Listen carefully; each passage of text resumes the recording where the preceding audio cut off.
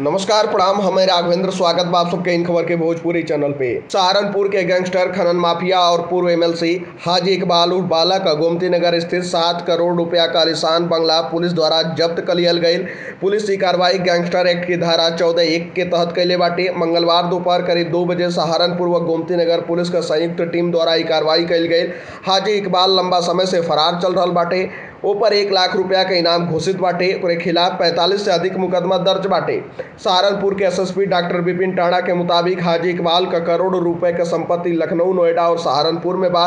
DM Saharanpur के आदेश पर गैंगस्टर एक्ट के तहत ओकरे संपत्ति जब्त कैले का कार्रवाई चल रहल बा। यही कड़ी में एगो टीम लखनऊ भी भेजल गई। हाजी इकबाल के एगो बंगला विशाल खंड में बाटे। सहारनपुर से सब इंस्पेक्टर बनवारी लाल अपने टीम के साथ आईने और गोमती नगर थाना पहुंचने। एजा से अतिरिक्त निरीक्षक पंकज राय व सब इंस्पेक्टर अंकित शर्मा मदद खातिर साथ गए लोग।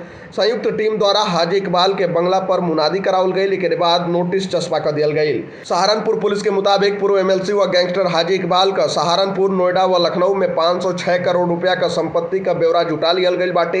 एमे से 301 करोड़ रुपया का संपत्ति के कुर्क कर दियल गई बाटे, जबकि 203 करोड़ रुपया के संपत्ति सीज कल गई बाटे। इस सभी पर सरकारी बोर्ड लगा दियल गई बाटे। हाजी इकबाल पर अवैध खनन, लोगन के संपत्ति कब्जावल, दुष्कर्म, डकैती, मारपीट, जानलेवा हमला, बंधक बनावल जैसन 45 मुकदमा दर्ज बाटे। कई मामला में हाजी इकबाल का बेटा अब्दुल वाजिद, जावेद मोहम्मद, अफजाल, अलीशान और भाई पूर्व एमएलसी मोहम्मद अली भी नामजद बाने।